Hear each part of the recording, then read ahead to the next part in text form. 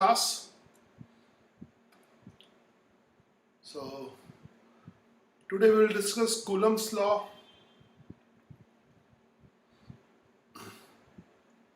and Coulomb's law is very important.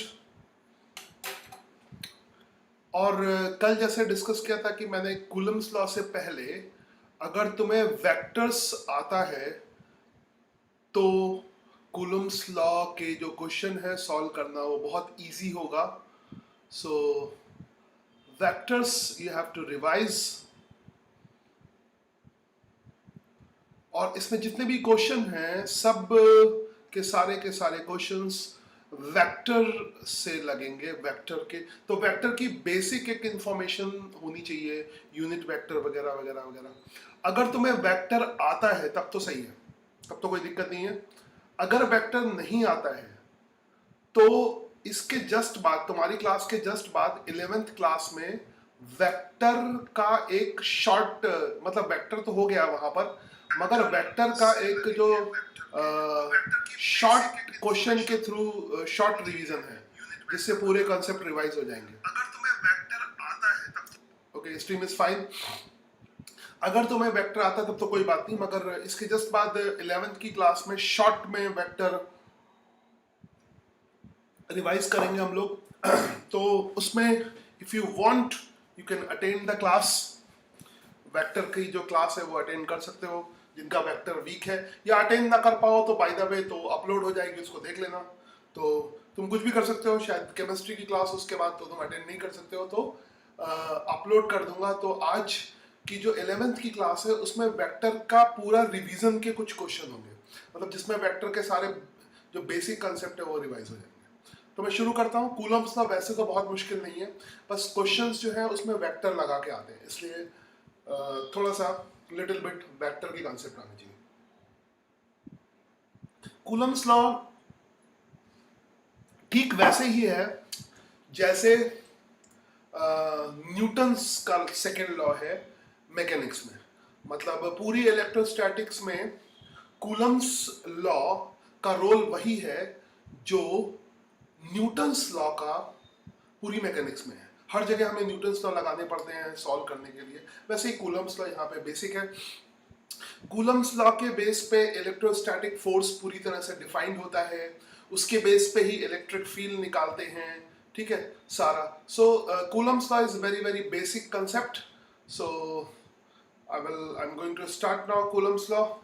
और Coulomb's law में एक तो ये एक्सपेरिमेंटल लॉ है, और आई होप किसी को भी इंटरेस्ट नहीं होगा एक्सपेरिमेंट, उस एक्सपेरिमेंट को समझने में जिससे कूलम्स लॉ आया है, क्योंकि न्यूटन सेकंड लॉ भी एक्सपेरिमेंटल है, मगर वो एक्सपेरिमेंट भी तुम लोग नॉर्मली हम स्टडी नहीं करते हैं.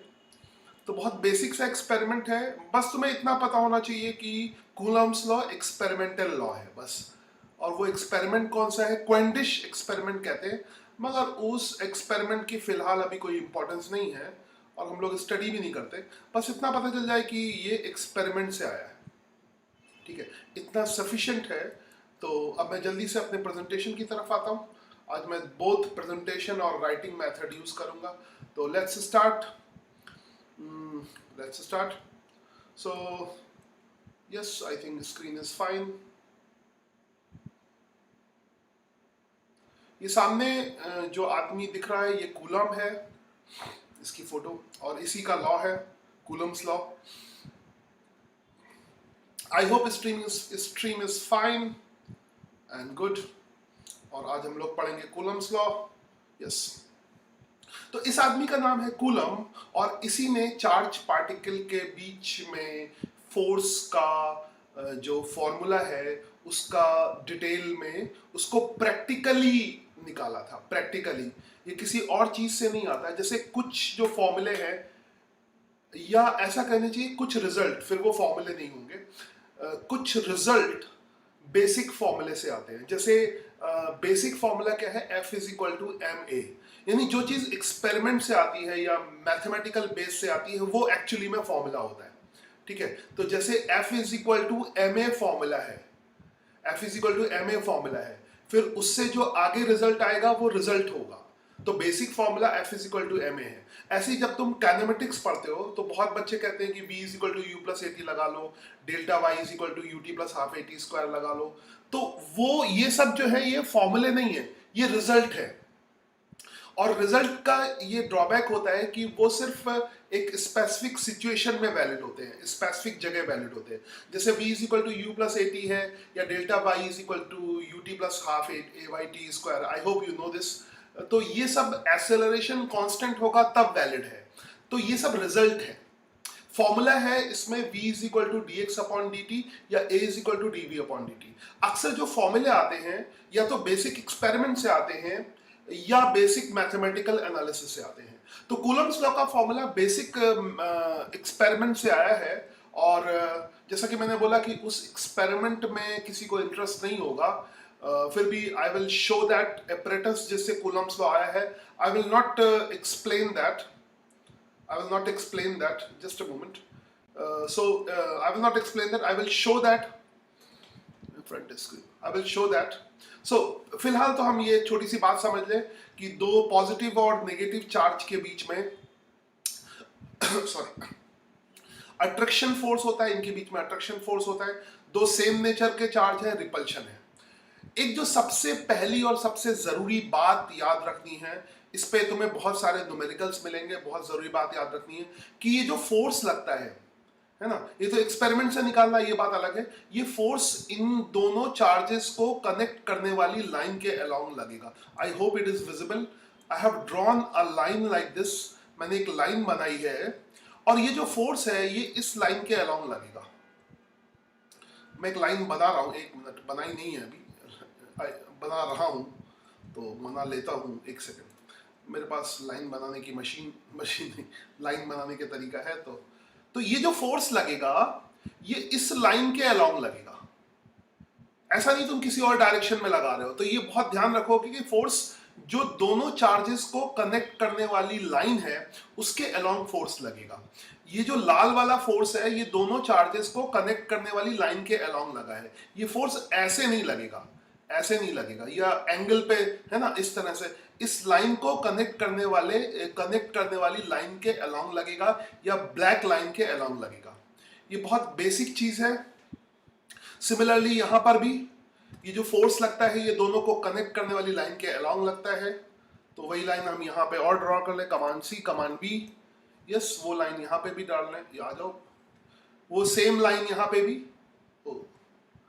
Wait a second, my presentation, एक सेकेंड, क्या हिल रहा है, ओके, दिस, ये सेम लाइन। तो पहली चीज, ये जो फोर्स है ये दोनों लाइन को, दोनों चार्जेस को कनेक्ट करने वाली लाइन के अलोंग लगेगा। ये छोटी सी बात है मगर बहुत इंपॉर्टेंट है सवालों के लिए, ठीक है। और ये तो खैर पता ही है तुम्हें कि सेम अगर नेचर है, दोनों नेगेटिव है तो रिपल्शन फोर्स लगेगा, और दोनों पॉजिटिव है तब भी रिपल्शन फोर्स लगेगा। यानी अगर सेम नेचर है, अगर मैं थोड़ा फास्ट बोलूं तो प्लीज मुझे स्लो डाउन कर देना। मैं जल्द कुछ ऐसा ना, जल्दी इजी टॉपिक में बहुत फास्ट हो जाता हूँ, है ना, तो थोड़ा फास्ट करता हूँ, फिर न्यूमेरिकल में थोड़ा इजी हो जाऊंगा, स्लो हो जाऊंगा। खैर, तो यहां पर अगर सेम नेचर के चार्ज है, दोनों पॉजिटिव हैं, तो ऐसे रिपल्शन फोर्स लगेगा। दोनों नेगेटिव है तब भी रिपल्शन फोर्स लगेगा, और एक पॉजिटिव है और एक नेगेटिव है तो अट्रैक्शन फोर्स लगेगा, और इनको ये कनेक्ट करने वाली लाइन के अलोंग लगेगा, ठीक है। दूसरी बात, तो ये आई थिंक तुम्हें लिखाने की जरूरत नहीं है। स्कूल्स वगैरह में जो ट्रेडिशनल वे है पढ़ाई का, उसमें इस चीज को लिखाते हैं। इवन कोटा वोटा में भी बहुत बड़े भारी नोट्स बनवाते हैं, इस चीज को लिखाते हैं। आई थिंक फालतू में लिखने में टाइम वेस्ट मत करो। ये तो हर सवाल में ये कंसेप्ट लगेगा, और ये हमें तो बेसिकली फीलिंग होनी चाहिए, ये अंडरस्टूड बात है। जो चीज बहुत ऑब्वियस है उसको लिखने की जरूरत क्या है। और ये भी लिखने की जरूरत क्या है कि सेम नेचर के बीच में रिपल्शन फोर्स होता है, अपोजिट नेचर के बीच में अट्रैक्शन फोर्स होता है। ये तो बेसिक चीजें हमारे दिमाग में बैठ जाए, अनकॉन्शियस में बैठ जाए, तो हमें याद ही रहता है वो चीजें। जो लोग लिखने के शौकीन है वो लिख लेंगे फिर बाद में, अभी समझ लो ढंग से। दूसरी बात कि कूलम्स लॉ सिर्फ पॉइंट चार्ज के लिए वैलिड है। ये पॉइंट काफी इंपॉर्टेंट है कि पॉइंट चार्ज के लिए वैलिड है, पॉइंट चार्ज के लिए वैलिड है। तो ये सब पॉइंट चार्ज हैं, तो ये सिर्फ पॉइंट चार्ज के लिए वैलिड है, पॉइंट चार्ज। और शायद मैंने पीछे क्लास में समझाया था कि पॉइंट चार्ज क्या होता है। एक्चुअली में पॉइंट चार्ज होता है, मैंने बताया था कि पॉइंट जैसी कोई चीज नहीं होती है। अगर पॉइंट बनाओगे तो उसको अगर माइक्रोस्कोप से देखोगे तो बहुत बड़ा स्फेयर टाइप से दिखाई देगा। तो पॉइंट चार्ज का जो प्रैक्टिकल मीनिंग होता है, याद रखोगे, पॉइंट तो कोई मतलब नहीं होता पॉइंट का, क्योंकि पॉइंट तो मतलब वायरस के साइज का भी पॉइंट है ना, वो भी माइक्रोस्कोप से देखोगे बड़ा दिखाई देगा। तो प्रैक्टिकली पॉइंट का मतलब क्या होता है, इसको याद रखोगे। स्फेरिकल, तीन चीजें याद रखो, मैं इसी के ऊपर ओवरराइड कर रहा हूं। स्फेरिकल, मैं कीवर्ड लिख रहा हूं। स्फेरिकल होगा, spherical uniform distribution, spherical uniform distribution of charge, sphere uniform distribution of charge. तो चार्ज स्फेरिकल होगा। पॉइंट चार्ज के बारे में तो चार्ज लिखने की जरूरत नहीं है, चार्ज स्फेरिकल होना चाहिए और यूनिफॉर्मली डिस्ट्रीब्यूटेड होना चाहिए, तभी वो पॉइंट चार्ज होगा। तो कूलम्स लॉ पॉइंट चार्ज के बारे में है। और कूलम्स लॉ इसको भी हटा देता हूं। आई होप कि सबको समझ आ रहा होगा। I hope clear object. Now उसके बाद ये एपरेटस है जिससे कूलम्स लॉ का फॉर्मूला निकल के आया है। आई एम नॉट, इसको टॉरिसन बैलेंस कहते हैं। I am not going to explain this, क्योंकि ये पहले एनसीईआरटी में था, अब हटा दिया गया है। पहले था ये एनसीईआरटी में, मगर अब इसको हटा दिया गया है क्योंकि एकदम बेसिक एक्सपेरिमेंट है। बट तुम्हें एक नॉलेज होनी चाहिए कि कूलम्स लॉ का जो फॉर्मूला है वो एक्सपेरिमेंटली कैसे निकालते हैं, वो टॉरिसन बैलेंस से निकालते हैं। तो I am not going to explain all these things. This is, अब ये पहले था एनसीईआरटी में तो उसी के अकॉर्डिंग बना हुआ है, तो I am not going to explain. हम सीधे आ जाते हैं फॉर्मूले पे। तो सीधा पहले बेसिक स्टडी कर लेते हैं।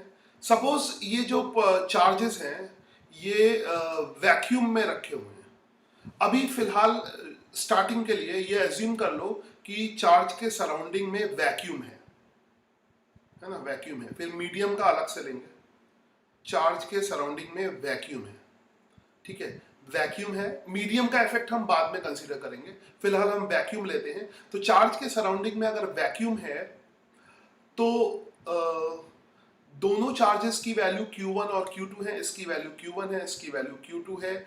और फोर्स, रिपल्शन फोर्स लग रहा है।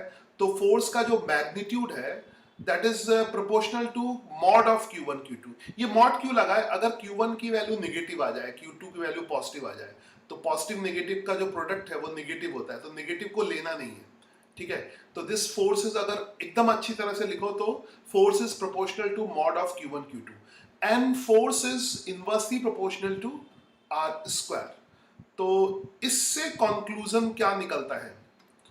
अच्छा, अभी वैक्यूम लेना है, मीडियम नहीं लेना है। मीडियम का इफेक्ट मैं बाद में बताऊंगा, है ना, मीडियम को अलग से कंसीडर करना पड़ेगा।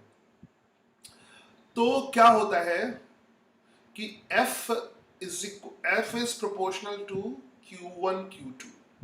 इससे क्या कंक्लूजन निकलता है कि ये दोनों पे डिपेंड करता है। तो अकेले ये जो फोर्स है वो Q1 पे डिपेंड नहीं करता, अकेले ये फोर्स Q2 पे डिपेंड नहीं करता, ये Q1 Q2 पे डिपेंड करता है, ठीक है। जैसे अगर Q1 की वैल्यू 2 कूलम्स है मान लो, और Q2 की वैल्यू 4 कूलम्स है, तो ये 2 4 दोनों पे डिपेंड कर देगा, दोनों पे वैल्यू 8 हो जाएगी। ऐसा नहीं होगा 2 कूलम पे 2 न्यूटन लगे, 4 कूलम पे 4 न्यूटन। ये रफली बता रहा हूँ, आई होप ये रफली मैं एक्सप्लेन कर रहा हूँ कि ऐसा कभी नहीं होगा कि 2 कूलम पे 2 न्यूटन लगे, 4 कूलम पे 4 न्यूटन लगे, नहीं। कैसा होगा? दोनों के प्रोडक्ट पे डिपेंड करेगा। इसका मतलब क्या होगा? ये 8 न्यूटन अगर होगा, तो ये रफ बता रहा हूँ, 8 न्यूटन लगेगा, यानी दोनों पे बराबर लगेगा। और जो न्यूटन का थर्ड लॉ है उसको फॉलो करेगा। आई होप तुम लोग को न्यूटन थर्ड लॉ पता हो। There is equal and opposite reaction for every action, है ना। ये दोनों एक्शन रिएक्शन पेयर्स हैं, equal and opposite reaction for every action. Action reaction force अलग अलग ऑब्जेक्ट पे काम करते हैं। आई होप यहाँ पे न्यूटन थर्ड लॉ मेंशन करना बहुत जरूरी है। एक्शन रिएक्शन अलग अलग ऑब्जेक्ट पे वर्क करते हैं। सपोज अगर मैं इसको दबाता हूँ ऐसे, ये कप है मेरे पास, टूटा हुआ कप है, इसको मैं दबाता हूँ ऐसे अंदर की तरफ, तो कप मुझे बाहर की तरफ दबाएगा। एक्शन किस पे लग रहा है? कप पे। रिएक्शन किस पे लग रहा है? मेरे हाथ पे। तो एक्शन लगेगा कब पे, रिएक्शन लगेगा मेरे हाथ पे। तो एक्शन रिएक्शन फोर्स हमेशा अलग अलग ऑब्जेक्ट पे काम करते हैं। एक्शन रिएक्शन कभी भी एक ऑब्जेक्ट पे वर्क नहीं करते, एक्शन रिएक्शन हमेशा अलग अलग ऑब्जेक्ट पे वर्क करते हैं। तो हर एक फोर्स एक्शन रिएक्शन पेयर में होगा। मेरा लेफ्ट हैंड और राइट हैंड देखो, ये हाथ इसको इधर प्रेस करेगा ऐसे इस साइड, और ये हाथ इसको इधर प्रेस करेगा। दोनों के फोर्स की डायरेक्शन अलग अलग है और दोनों अलग अलग ऑब्जेक्ट पे फोर्स, अलग अलग ऑब्जेक्ट पे फोर्स लग रहे हैं। तो आई होप कि न्यूटन्स थर्ड लॉ पे तुमने सफिशिएंट प्रैक्टिस किया होगा और उसके स्टेटमेंट के बारे में सच में फीलिंग एक होगी। क्या फीलिंग होगी? There is equal and opposite reaction for every action, action and reaction acts on different object so they never cancel each other like this. तो यहां पर भी ये फोर्स एक्शन रिएक्शन पेयर में है, ठीक है। ये कभी एक दूसरे को कैंसिल नहीं करेंगे क्योंकि अलग अलग ऑब्जेक्ट पे लग रहे हैं। तो ऑब्वियसली ये मेंशन करने की जरूरत नहीं है, फिर भी दो चीजें इसमें मेंशन कर लो समझाने के लिए। पहली चीज कि force on both the object is equal, मैं इसको मिटा दूंगा, force on both charge are of equal magnitude, are of equal magnitude, magnitude equal magnitude and opposite direction, and opposite direction, equal magnet direction. मैं पूरा नहीं लिख रहा हूं। Force on both charge are of equal magnitude, equal magnitude के है और इनकी डायरेक्शन क्या है? अपोजिट है। और दूसरे पॉइंट के बारे में बात करें, दूसरा पॉइंट है they will follow Newton's third law. Obviously कोई भी force Newton's third law follow करता है, इसको मेंशन करने की जरूरत नहीं है, फिर भी if you want to mention it follows Newton's third law. कोई फोर्स ऐसा नहीं जो न्यूटन्स थर्ड लॉ को फॉलो ना करता हो। तो आई होप कि मैं फालतू में नहीं लिखता हूं। चलो ये हो गया। तो फोर्स एक तो दोनों पे इक्वल होगा, अपोजिट होगा, और दूसरा ये स्टेटमेंट है फोर्स आर के इनवर्सली प्रोपोर्शनल होगा।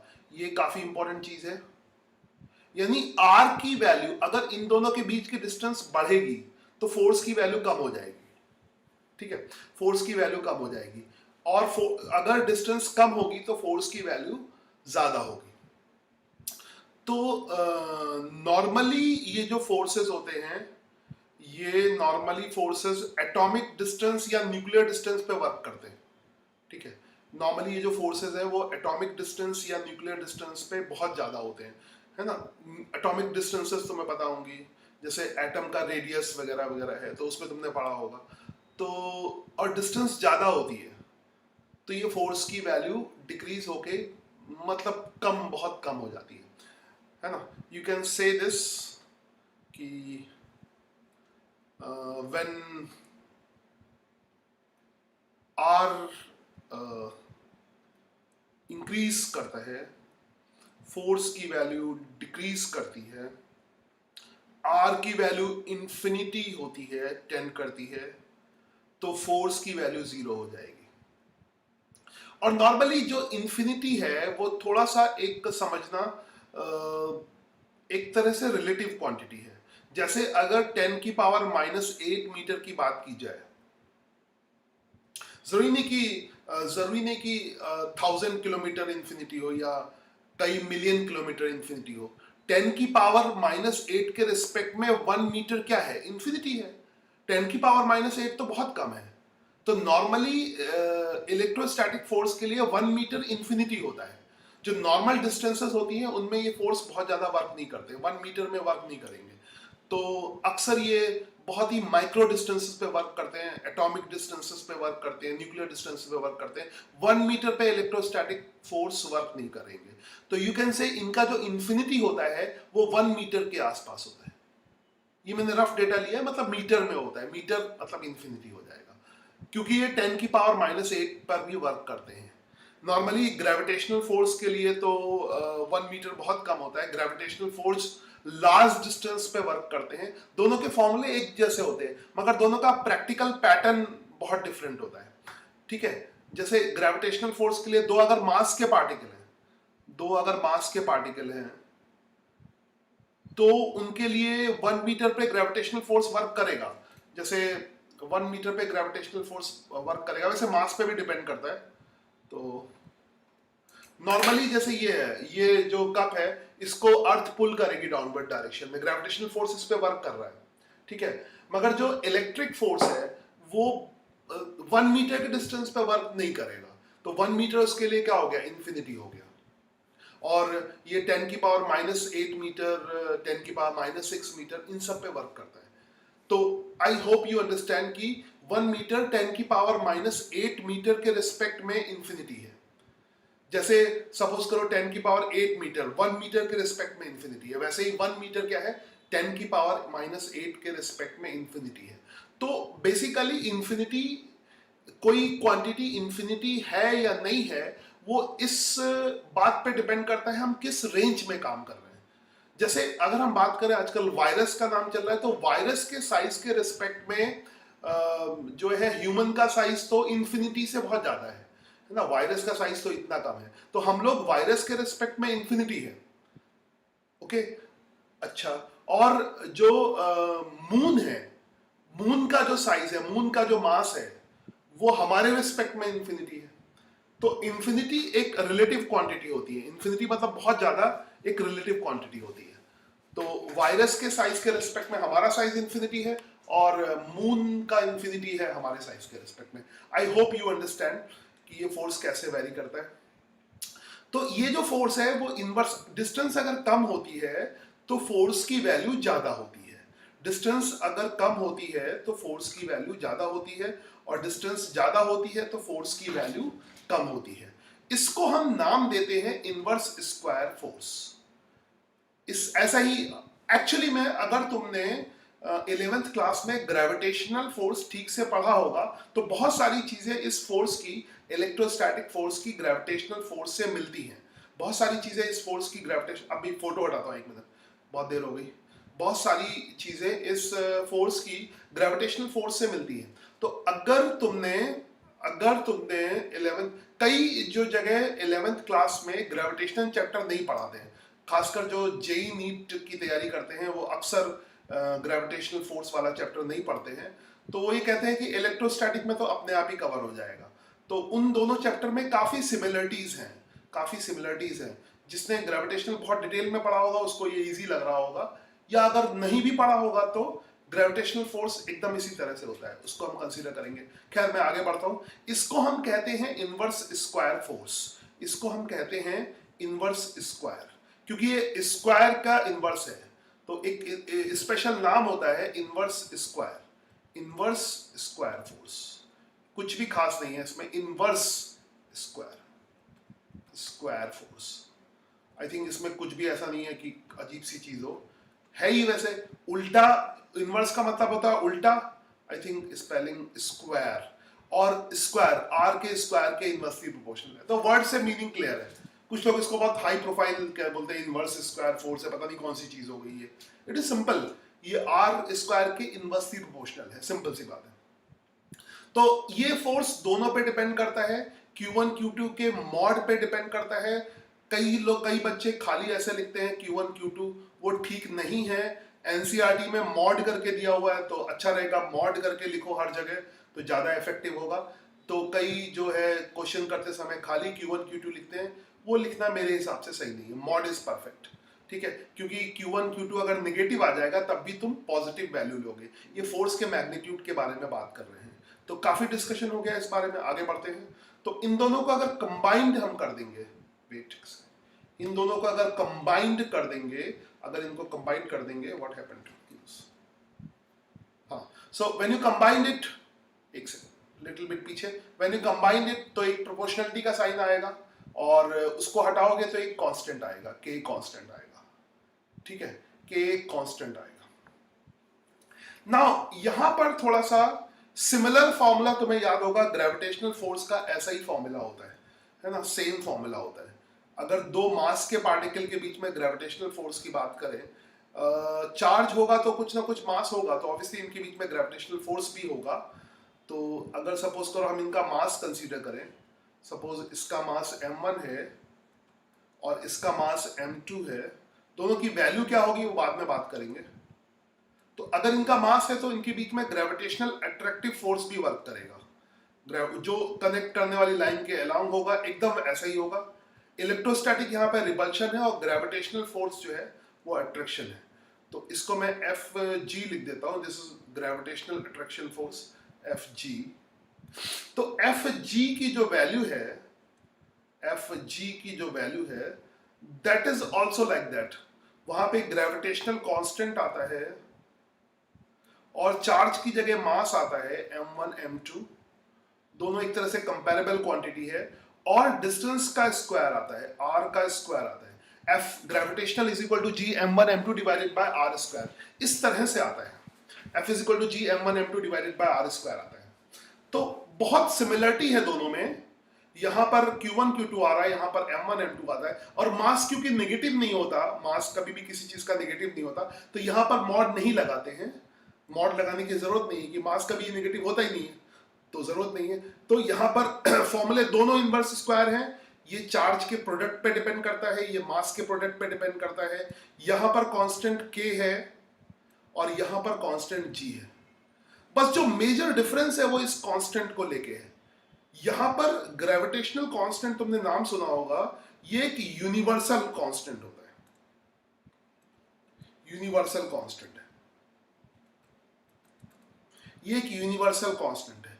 यूनिवर्सल कांस्टेंट का मतलब क्या है कि जो ग्रेविटेशनल कांस्टेंट है ये सराउंडिंग मीडियम पे डिपेंड नहीं करता। मतलब सराउंडिंग मीडियम कुछ भी हो, इसको पानी में रख दो, इसको इसके चारों तरफ कुछ तेल डाल दो, कुछ भी सराउंडिंग मीडियम कुछ भी हो, पैराफिन वैक्स, कोई भी सराउंडिंग मीडियम हो, ग्रेविटेशनल कांस्टेंट की वैल्यू कभी चेंज नहीं होगी। तो ग्रेविटेशनल जो कांस्टेंट है वो सराउंडिंग मीडियम पे डिपेंड नहीं करता। तो ध्यान रखोगे, ग्रेविटेशनल कांस्टेंट सराउंडिंग मीडियम पे डिपेंड नहीं करता।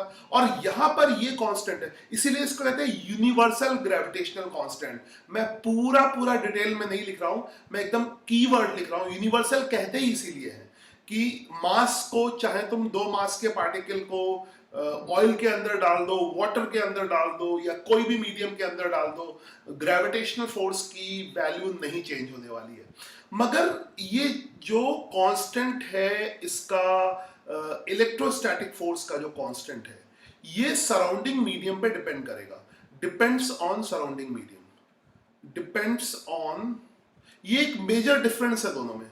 Depends on surrounding medium, surrounding medium, depends on surrounding medium.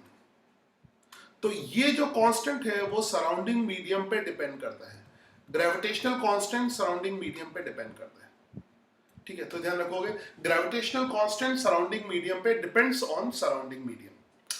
तो फिलहाल हमने यहाँ पे वैक्यूम ले रखा है, अभी सराउंडिंग मीडियम पे कैसे डिपेंड करेगा उसकी थोड़ी सी बात करेंगे। ग्रेविटेशनल फोर्स सराउंडिंग मीडियम पे किस तरह से इसकी वैल्यू डिपेंड करती है, वो एक बात करेंगे हम लोग। तो फिलहाल हम वैक्यूम लेते हैं, वैक्यूम लेके आगे डिस्कशन करते हैं। सराउंडिंग मीडियम होगा तो दिया होगा, फिलहाल हम सराउंडिंग मीडियम नहीं लेते हैं, उसको अलग से डिस्कस करेंगे। तो फिलहाल वैक्यूम है, तो अगर वैक्यूम है तो ये constant k q1 q2 mod q1 q2 divided by r square हो जाएगा, ठीक है। k की वैल्यू 1/4 पाई एप्सिलॉन नॉट होती है वैक्यूम के लिए, वैक्यूम, अभी इसके सराउंडिंग में वैक्यूम है, 1/4 पाई एप्सिलॉन होती है। और epsilon not is permittivity of free space. और कई बच्चे जब शुरू में इस फॉर्मूले को देखते हैं तो कहते हैं ये कैसे लिख दिया, ये क्या मतलब हुआ 1/4 पाई एप्सिलॉन नॉट लिखने का, ये ऐसे क्यों लिखा, इस तरह से क्यों कांस्टेंट दिया। जैसे ग्रेविटेशनल कांस्टेंट में तो सीधा सीधा होता है g, खाली g लिख देते हैं, यहां पर खाली k क्यों नहीं लिखा, ऐसे क्यों लिख दिया। ऐसे लिखने से आगे के फॉर्मूले आसान हो जाते हैं। मतलब ये फॉर्मूला तो थोड़ा सा डिफिकल्ट होगा, मगर आगे के रिजल्ट कहना चाहिए, बेसिक फॉर्मूला तो यही है, इसको ऐसा लिखने से आगे के कुछ रिजल्ट आसान हो जाते हैं। जैसे गॉसेस लॉ आएगा वो आसान फॉर्म में आ जाएगा, तो इसलिए इसको ऐसे लिखा गया है, ठीक है। इसको ऐसे लिखा गया, तो तुम भी ऐसे ही लिखोगे। तो अगर चारों तरफ वैक्यूम है तो कांस्टेंट की वैल्यू 1/4 पाई एप्सिलॉन नॉट होगी, तो फोर्स की वैल्यू हो जाएगी 1/4 pi epsilon not and q1 q2 mod of q1 q2 divided by r square. तो ये तुम्हारा फॉर्मूला आ जाएगा कूलम्स लॉ का, जब सराउंडिंग मीडियम वैक्यूम है। तो k की वैल्यू वैक्यूम के लिए 9.0 × 10⁹ न्यूटन पर metre square, newton metre square पर कूलम स्क्वायर होती है। आई होप इसको समझे, इसकी यूनिट जो है वो न्यूटन होगी और डिस्टेंस की यूनिट मीटर का स्क्वायर हो जाएगी, और डिवाइडेड बाय इसकी यूनिट कूलम होती है। दो बार कूलम आएगा तो कूलम का स्क्वायर हो जाएगा। ठीक है, तो k की यूनिट k ऐसा कांस्टेंट है जिसकी यूनिट है, तो 9.0 इंटू 10 की power 9 newton into metre square upon coulomb square आ जाएगा। I hope you understand it, है ना, आई होप। तो इसको जल्दी से, अब बहुत सारे क्वेश्चन आज तुम्हें वो होमवर्क मिलेगा, तो कल हम मतलब होमवर्क को मैं यहाँ पे ट्राई करने नहीं दूंगा, कल तुम ऑब्जेक्टिव भी होमवर्क मिलेगा। आई थिंक थोड़ी देर के लिए मैं स्क्रीन पे आता हूँ। ऑब्जेक्टिव होमवर्क मिलेगा, उसको घर पे ट्राई करोगे, पहले से ट्राई करोगे, यहाँ पर फटाफट कमेंट करोगे, है ना। आई नो इसकी वैल्यू, एक तो भाई ये एक अजीब सा नाम रखा घोस्ट, मतलब भूत भी पढ़ना है, मैंने भूतों कब से पढ़ाना शुरू कर दिया, है ना। तो ये नाम अपना खुद का नाम लॉग इन नेम कर दो, है ना। और भूतों को तो पता ही होगा ऑब्वियसली, है ना, उनको सब पता होता है, बहुत पुराने होते हैं भूत, और कूलम्स का भी बहुत पुराना है, तो इट इज़ वेरी गुड अगर पता है, प्लीज चेंज द नेम, है ना, इफ यू कैन, है ना, if you can now. Okay, चलो इसको हटाता हूँ। If you know the value it's very good. के इज 9.0 इंटू 10 की पावर 9 न्यूटन मीटर स्क्वायर पर कूलम स्क्वायर। एंड ये भी जो है, इसके बाद एप्सिलॉन नॉट की वैल्यू भी, और इसको कैसे निकालते हैं उसका बहुत इजी तरीका मैं बताता हूँ। आई होप कि एप्सिलॉन नॉट भी कहीं कहीं पे आता है किसी फॉर्मूले में। तो 1/4 pi epsilon not is equal to 9.0 into 10 की पावर 9। तो यहाँ से उल्टा करोगे तो एप्सिलॉन नॉट की वैल्यू आ जाएगी, एप्सिलॉन नॉट की, no problem, okay, it's okay, no problem, just please change your name, it is funny name ghost, है ना। जस्ट ट्राई दैट कि अपना ही खुद के लॉगिन नेम से कुछ करो तो बढ़िया रहेगा, बेस्ट रहेगा। ओके, एप्सिलॉन नॉट की वैल्यू किसके बराबर हो जाएगी, इसके उधर जाएगा तो 1/9 इंटू 4 पाई इंटू 10 की पावर 9। आई होप ये समझ में आया होगा। एप्सिलॉन नॉट है, ये नीचे आ जाएगा, और ये आ जाएगा 10 की पावर -9 ऊपर आ जाएगा। इसको बस रटना ही होगा, मगर एक बार मैं बता देता हूँ। तो 9 4 जा 36 होता है, 9 4 जा 36, और 36 पाई की वैल्यू 3 ले लेना, 3.14, तो 36 इंटू 3.14 ऐसे लिखेंगे, और 10 की पावर यहाँ पे -9 होगा, सॉरी मैंने पता नहीं क्या लिख दिया, 10 के -3 नहीं -9 होगा, जल्दी में लिख, तो 10 की पावर -9 ये हो जाएगा। और यहाँ पे एक काम करो, अपने कैलकुलेटर से चेक कर लेना, यहाँ पर 1000 लिख दो, 9 3 12 होता है ना, 1000 लिख दो, और इधर कर दो 10 की पावर, आई होप सिंपल सी कैलकुलेशन है, 10 की पावर -12, ठीक है। अब इसको डिवाइड करके देख लोगे, इसको डिवाइड करके, आई होप कि you can divide by, you can use calculator, no problem, हमें जरूरत नहीं पड़ेगी इसकी।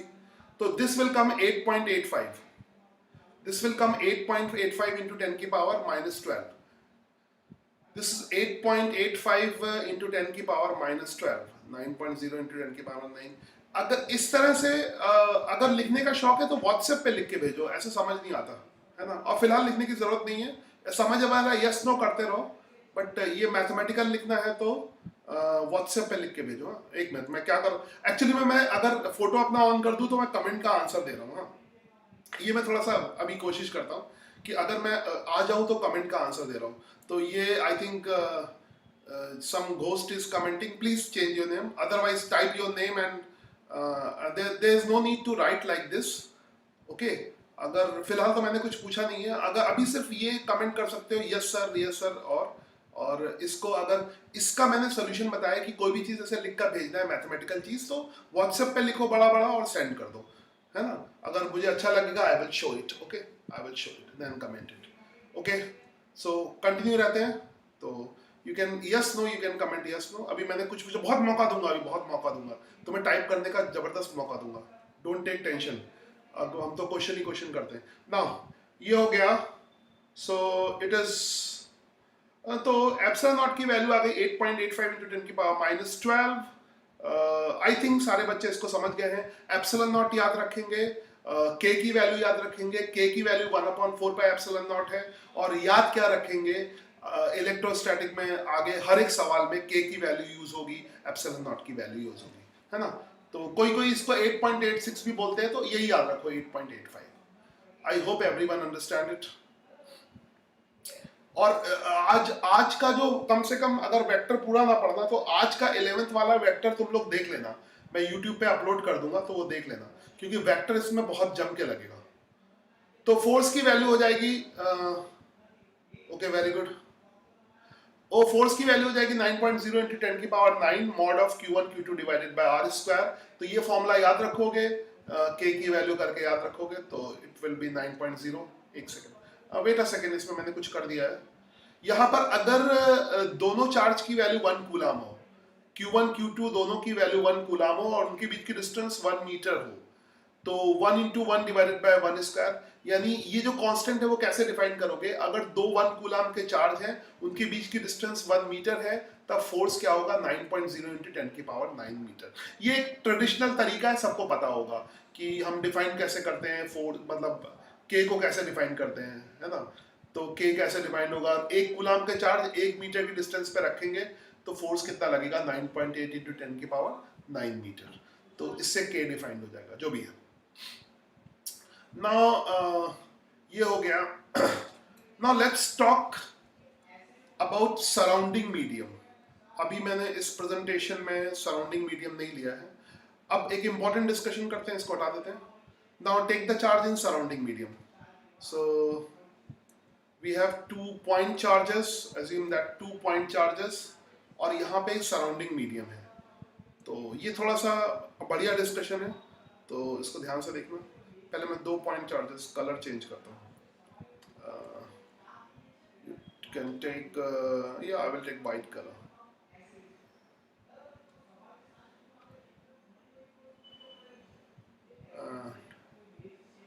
This is a little bit big।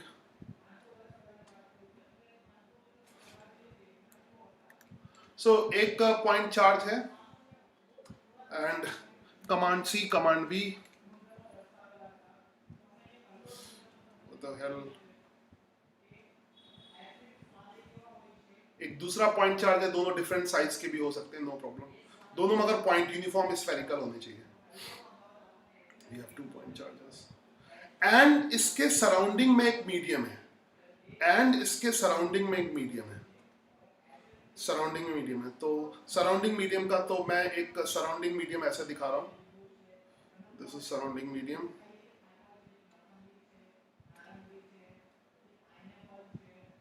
ये काफी इंपॉर्टेंट है। तो ये सराउंडिंग मीडियम हो गया, 2 पॉइंट चार्ज सराउंडिंग मीडियम में रखे हैं। वेट फॉर फ्यू सेकंड की सामने भी क्लास चल रही है, वहां से बहुत तेज आवाज आ रही है, तो मैं उस दरवाजे को बंद करके आता हूँ, फिर कंटिन्यू करता हूँ।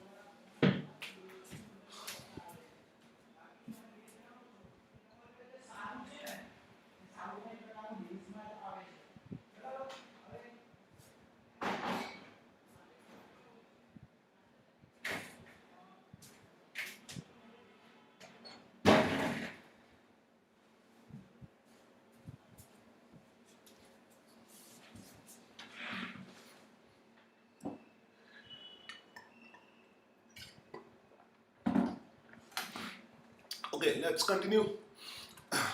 तो ये सराउंडिंग मीडियम है।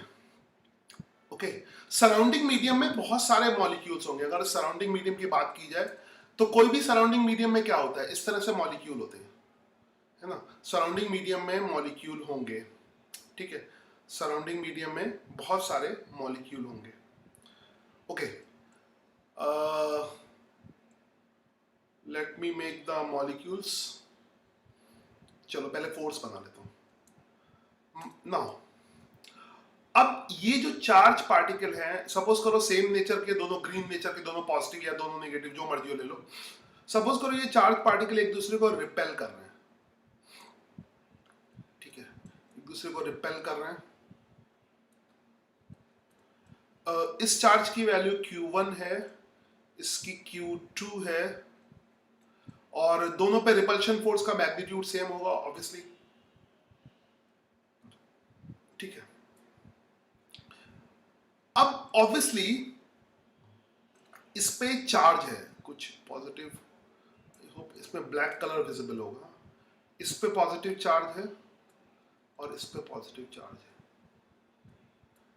ठीक है, अब एक्चुअली में क्या होता है सराउंडिंग मीडियम, ग्रेविटेशन में ये चीज नहीं होती। यहाँ पर एक्चुअली थोड़ा सा डीप कंसेप्ट है, बुक्स में नहीं दिया होता है इतना डिटेल में, तो मैं थोड़ा सा ढंग से एक्सप्लेन करता हूँ, क्योंकि बुक्स में गिवन नहीं है, इसलिए थोड़ा और अच्छी तरह से यू कांट स्टडी।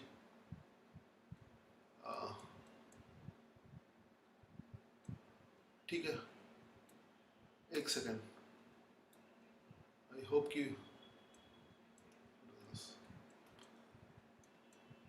थोड़ा इधर खिसकेगा, नहीं चलेगा।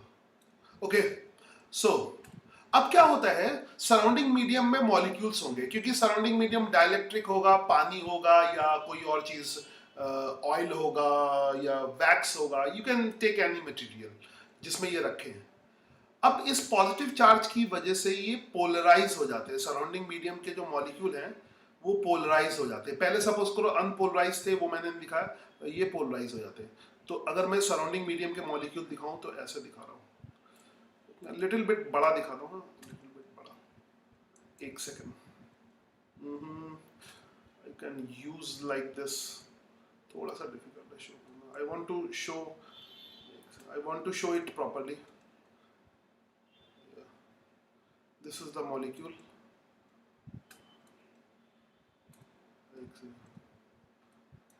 I have to draw a few molecules. Wait a second.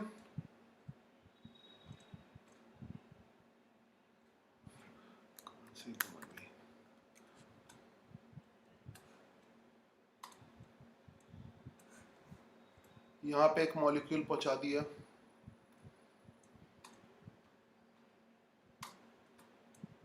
I think ऐसे मुझे बहुत टाइम लग जाएगा, लीव इट, है ना, मैं रफली बनाता हूँ, ऐसे बहुत टाइम लग जाएगा। तो सराउंडिंग मीडियम के मॉलिक्यूल ऐसे ये हैं, ये हैं, ये हैं, ये हैं, ये ऐसे हैं, चारों तरफ इसके मॉलिक्यूल्स हैं, और चार्ज की प्रेजेंस की वजह से ये पोलराइज हो जाएंगे,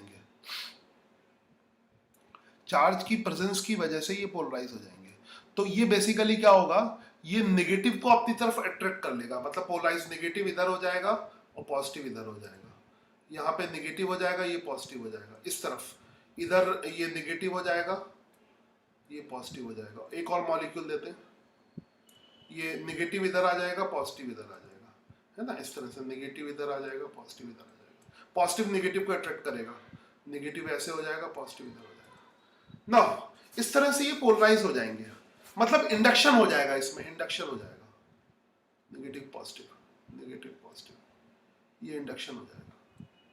तो इंडक्शन की वजह से ये इंडक्शन हो गया, इंडक्शन की वजह से पॉजिटिव पे एक एक्स्ट्रा फोर्स लगेगा, this is the force applied by the medium, ठीक है, दोनों पे लगेगा, ये फोर्स बाय मीडियम लगेगा, ठीक है, और ये अलग अलग भी लगा सकता है फोर्स बाय मीडियम, है ना, ये दोनों चार्ज पे अलग अलग भी हो सकता है, ऐसे, तो वैसे this is force by medium, force by medium, force by medium, ठीक है। तो अब जब एक्चुअली में जब पॉजिटिव चार्ज के सराउंड में मीडियम होगा, तो पॉजिटिव चार्जेस के बीच में एक तो कूलम्स लॉ की वजह से फोर्स लगेगा। तो एक चीज ध्यान रखो, ये जो ग्रीन वाला फोर्स है ये चेंज नहीं होगा। बेसिकली अगर हम और एकदम डीपली बात करें तो जो एफ फोर्स है उसकी वैल्यू तो सेम रहेगी, एफ फोर्स की वैल्यू तो सेम रहेगी, एफ फोर्स की वैल्यू उतनी होगी। अगर force between the charge particle है तो के कांस्टेंट है 1/4 पाई एप्सिलॉन नॉट, और सपोज करो इन चार्ज पार्टिकल के बीच की डिस्टेंस आर है, सपोज करो कुछ इनके बीच की डिस्टेंस आर है, let me take yellow colour, तो ये जो डिस्टेंस है वो आर के बराबर है, this is the distance between the charge particle is r. तो फोर्स की जो वैल्यू होगी वो इतनी ही रहेगी 1/4 pi Q1 Q2 divided by r square. But ये व्हाइट वाला जो एक्स्ट्रा फोर्स लगेगा इससे नेट फोर्स इस पे ये थोड़ा कम हो जाएगा और ये थोड़ा कम हो जाएगा। तो अगर मीडियम की बात करें तो मीडियम में ये व्हाइट वाला फोर्स इसको थोड़ा सा कम कर देता है, ये व्हाइट वाला इसको कम। तो सर एफएम की कितनी रहेगी, ये क्या मतलब है कितनी रहेगी? एफएम की वैल्यू नहीं पता, एफएम की वैल्यू मतलब वो एक्सपेरिमेंटली निकालते हैं, मीडियम की, मीडियम पे डिपेंड करती है, बता रहा हूं एफएम की कितनी। ओके हाँ क्रिश, अब ये सही हो गया, क्रिश नाम था। तो नाम कितना गंदा रख रहा है, अच्छा खासा नाम है, उसको बर्बाद कर रहा हूँ, है ना। तो ये है। सो एफएम की कितनी रहेगी, एफएम की वैल्यू निकाल सकते हैं, कैलकुलेट कर सकते हैं डायरेक्टली, एफएम की वैल्यू निकालेंगे अभी, रुक जाओ। यहाँ पे इससे क्या होगा, जो नेट फोर्स होगा इस चार्ज पार्टिकल पे वो थोड़ा सा कम हो जाएगा। तो अगर हम नेट फोर्स की बात करें तो नेट फोर्स होता है फोर्स इन मीडियम। तो इस फोर्स की जो मीडियम का, ये तो मीडियम का फोर्स हो गया। अब चार्ज पार्टिकल में मीडियम की प्रेजेंस में फोर्स एफ नहीं होगा, क्योंकि ये व्हाइट वाला थोड़ा इसको कम कर रहा है। तो मीडियम की प्रेजेंस में फोर्स हो जाएगा एफ एम। तो अगर किसी ने बहुत डीपली पढ़ा, अगर कोई डीपली पढ़ेगा तो चार्ज पार्टिकल के बीच में फोर्स तो नहीं बदलेगा, मगर जो सराउंडिंग मीडियम है वो एक्स्ट्रा फोर्स लगाता है। और तुम्हें पता है कि सराउंडिंग मीडियम को तुम हटा नहीं सकते, है ना। सराउंडिंग मीडियम को तुम नहीं हटा सकते, सराउंडिंग मीडियम हमेशा ही होगा। तो सराउंडिंग मीडियम एक एक्स्ट्रा फोर्स लगाएगा, उसकी वजह से चार्ज पार्टिकल पर नेट फोर्स आएगा, है ना। सराउंडिंग मीडियम हटाने का कोई तरीका नहीं है, सराउंडिंग मीडियम हटाने का। तो जो बेसिकली फोर्स होता है वो इन दोनों का रिजल्टेंट आता है, मतलब जो हमें मिलेगा वो इन दोनों का रिजल्ट मिलेगा, यानी रिजल्टेंट मिलेगा। यानी फोर्स इन मीडियम, इसको फोर्स इन मीडियम एफएम लिखा है मैंने, दोनों एक ही सिंबल हो गए, मतलब चेंज करना पड़ेगा मुझे, एक मिनट। फोर्स इन मीडियम, यहां पे एफएस कर देता हूं, force by surrounding medium. Just I will change this thing, I will change it by FS, force by surrounding medium. Just I hope I'm changing colors, surrounding medium. So this is surrounding, this is force due to surrounding medium, और ये FM net force होगा, FM net force होगा। तो हमें जो मिलेगा बाहर देखने को वो नेट फोर्स मिलेगा, हमें फॉर्मूले में मिलेगा नेट फोर्स, ठीक है, नेट फोर्स मिलेगा। इसकी मतलब एक्सपेरिमेंट में हमें एफ डायरेक्टली नहीं मिलेगा, एक्सपेरिमेंट में हमें एफएम मिलेगा, क्योंकि सराउंडिंग मीडियम भी फोर्स लगाएगा। तो जब भी कोई चार्ज पार्टिकल उसके सराउंडिंग में मीडियम होगा तो जो रिजल्टेंट फोर्स आएगा, रिजल्टेंट इलेक्ट्रोस्टैटिक फोर्स आएगा, वो एफएम आएगा। तो एफएम क्या होगा, force between the charge particle और सराउंडिंग मीडियम जो फोर्स लगाता है उसका रिजल्टेंट होगा, ठीक है, क्योंकि सराउंडिंग मीडियम तुम हटा नहीं सकते। तो एफएम बेसिकली क्या होगा, दोनों का रिजल्ट होगा। और एफ की वैल्यू तो वो वैक्यूम वाली ही होगी, मगर जब नेट फोर्स मिलेगा दोनों का रिजल्टेंट मिलेगा। तो बेसिकली जो एफएम है दोनों का रिजल्टेंट है। इसके लिए डायरेक्ट फॉर्मूला है, इसकी वैल्यू वैसे अगर लिखना चाहो तो लिख सकते हो, ये ग्रीन वाला फोर्स माइनस सराउंडिंग मीडियम वाला फोर्स, हाँ, हम फॉर्मूले से एक्सपेरिमेंट से इस फोर्स की एक्सपेरिमेंटली हमको एफएम की डायरेक्ट वैल्यू मिलेगी, और वो डायरेक्ट वैल्यू होती है 1/4 pi epsilon not epsilon r, 4 pi epsilon not epsilon r. And अगर बहुत टेक्निकली लिखोगे तो मॉड भी लिखना चाहिए, मॉड लिखना कंपलसरी है। तो यहाँ पे मॉड लिखना, क्योंकि नेगेटिव आएगा तो पॉजिटिव कर लोगे। तो ये हो जाएगा 1/, this will be Q1 Q2 divided by R square. मतलब बेसिकली क्या होगा कि ये जो फोर्स है ये तो वैक्यूम वाला ही है, एक्चुअली में 1/4 पाई एप्सिलॉन नॉट तो पहले भी था, ठीक है। सो एफएम की जो वैल्यू हो गई है, एफएम की वैल्यू क्या हो गई है, एफएम की वैल्यू हो जाएगी फोर्स इन वैक्यूम, है ना, फोर्स जिसको मैंने एफ से रिप्रेजेंट किया, ये वैक्यूम वाला है, force in vacuum divided by epsilon r. यानी मीडियम में थोड़ा सा फोर्स कम हो जाता है। कम कैसे पता लगा मुझे, एप्सिलॉन आर की जो वैल्यू होती है, एप्सिलॉन आर यहां पे इंपॉर्टेंट है। एप्सिलॉन आर को कभी कभी हम के से भी रिप्रेजेंट कर देते हैं, एप्सिलॉन आर की जगह के भी लिखते हैं, कैपिटल के लिखते हैं, क्योंकि कभी कभी इसके लिए स्मॉल के यूज करते हैं, तो सिंबल के मतलब देखना, इसके लिए स्मॉल के यूज करते हैं, अलग अलग बुक्स में अलग अलग है, तो देख लोगे कोई सिंबल मतलब और इसके लिए कैपिटल के यूज करते हैं, तो एप्सिलॉन आर यूज कर सकते हो और कैपिटल के। तो फिलहाल मैं एप्सिलॉन आर यूज करता हूं, वरना यू विल कंफ्यूज। तो इसकी जगह पे तुम चाहो तो कैपिटल के भी यूज कर सकते हो, यू कैन यूज कैपिटल के। इसको मैं साइड में लिख देता हूं, एप्सिलॉन आर की जगह तुम कैपिटल के भी यूज कर सकते हो, कैपिटल के भी। तो एप्सिलॉन आर को हम कहते हैं, एप्सिलॉन आर काफी इंपॉर्टेंट है, इसके अलग अलग नाम है। इसको हम कहते हैं डाइलेक्ट्रिक कांस्टेंट, डाइलेक्ट्रिक कांस्टेंट, इसको कहते हैं डाइलेक्ट्रिक कांस्टेंट, है ना, डाइलेक्ट्रिक कांस्टेंट। ठीक है, इसका एक और नाम होता है ना, dielectric constant, and this is specific inductive capacity,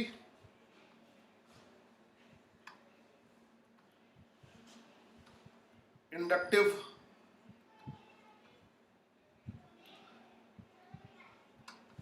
capacity, ये नाम है क्योंकि इंडक्शन कुछ होता है इसकी वजह से। स्पेसिफिक इंडक्टिव कैपेसिटी ये नाम है, ठीक है।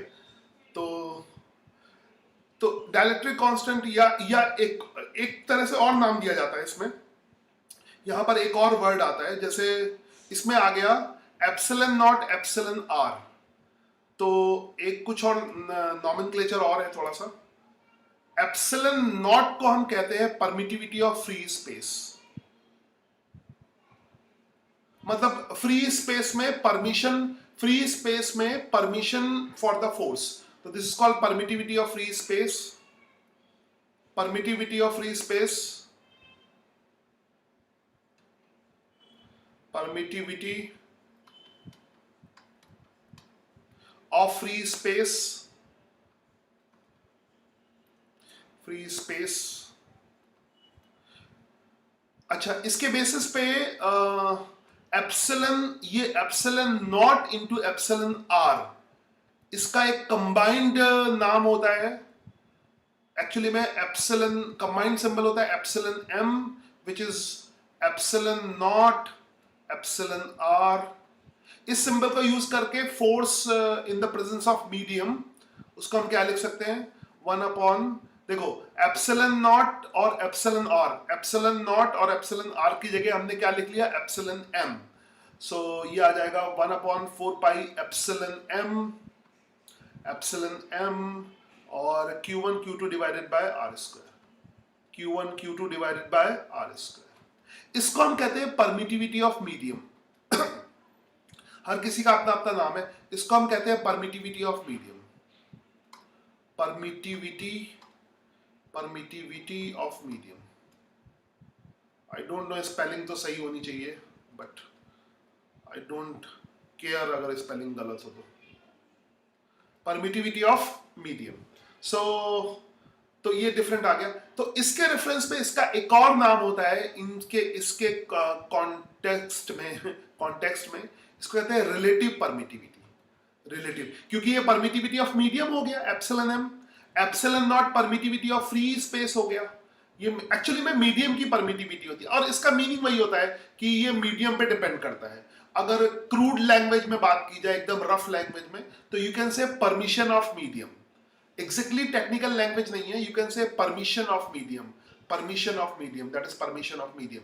तो इसको हम कहते हैं एप्सिलॉन आर को relative permittivity, relative permittivity, relative permittivity, permittivity. तो these are the names which used for this thing. I hope you understand this all properly, and I hope his streaming is fine. कभी कभी viewers कम होते हैं तो मुझे लगता है कि stream is not fine. Comment about the streaming, it is fine or not. कभी कभी घर पे जैसे अगर कुछ बोरिंग हो जाए तो क्लास में ये ऑप्शन होता है कि something is boring, then leave it. सो मुझे लगता है कि स्ट्रीमिंग, वैसे स्ट्रीमिंग तो सही चल रही होगी। Just comment about the streaming and हाँ, स्ट्रीमिंग इज परफेक्ट। मैं इसको कंटिन्यू करता हूँ little bit, that's fine. So I hope you understand all this. Yes, clear है, okay. I hope you understand all this. तो दीज आर द फॉर्मूले, these are the formula you understand, okay, streaming is fine, good good। चलो, तो ये सब फॉर्मूले हैं, Coulomb's law के फॉर्मूले हो गए, ठीक है। तो बहुत सारे क्वेश्चन इस पर बेस्ड हैं, बहुत सारे क्वेश्चन इस पर बेस्ड रहेंगे। आई होप कि टाइम और देख लेता हूँ, तो इस पे आज सफिशिएंट होमवर्क मिलेगा। क्लास खत्म होने के बाद I will give you homework. Yes, time is over now. तो आज मैं इन फॉर्मूले पे होमवर्क कर दे दूंगा, अभी होमवर्क देता हूँ इन फॉर्मूले पे तो मैं होमवर्क दे रहा हूँ। और उसके बाद जो है कल हम होमवर्क डिस्कस करेंगे। तो फटाफट तुम कमेंट करोगे, क्वेश्चन के सोल्यूशन मुझे पर्सनली सेंड करोगे, ग्रुप में सेंड मत करना। जो भी होमवर्क भेजूं उसके क्वेश्चन के सोल्यूशन पर्सनली सेंड करोगे, और पहले से तुम्हें पता रहेगा तो कमेंट करने में तुम्हें आसानी होगी। तो कल हम कूलम्स लॉ पे थोड़े से क्वेश्चन लेंगे, है ना। सो वी विल टेक, तो और फिर इसका ये वेक्टर तो पढ़ ही लेना तुम। उसके बाद vector form of Coulomb's law भी है, तो vector form of Coulomb's law discuss करेंगे, और उस पर बहुत सारे क्वेश्चन, और मैक्सिमम क्वेश्चन सुपरपोजिशन प्रिंसिपल पे। अभी कुछ बेसिक वाले क्वेश्चन भेजने की कोशिश करूंगा, ज्यादा क्वेश्चन नहीं होंगे, 4-5 क्वेश्चन होंगे, मगर उनको ट्राई करना है, वो कल की क्लास में डिस्कस होंगे। Now I hope you understand all the thing. Coulomb's law अभी कल हम लोग करेंगे, vector form of Coulomb's law, superposition theorem, ये सब वगैरह, और ज्यादातर क्वेश्चन वेक्टर्स के, इसमें प्रॉब्लम्स बहुत है, ठीक है। Take care, okay. सब कुछ समझ में आ गया तो बहुत अच्छी बात है। रिवाइज कर लो, वेक्टर एक बार जरूर रिवाइज कर लेना 11th क्लास का, जो आज मैं अपलोड करूंगा। क्योंकि आज मैं क्या करूंगा कि 11th क्लास में वेक्टर के छोटे छोटे क्वेश्चंस करवाऊंगा, क्विज टाइप के, बहुत छोटे छोटे क्वेश्चन होंगे बेसिक वाले। तो उनको अगर एक बार तुम देख लोगे तो एक्चुअली में क्या हुआ, पहले मैं इस क्लास में करवाने वाला था 12th क्लास में कि वेक्टर का थोड़ा सा जो बेसिक क्विज है वो करवा दूं, मगर फिर बाद में 11th में भी वही करवाना है, ठीक है।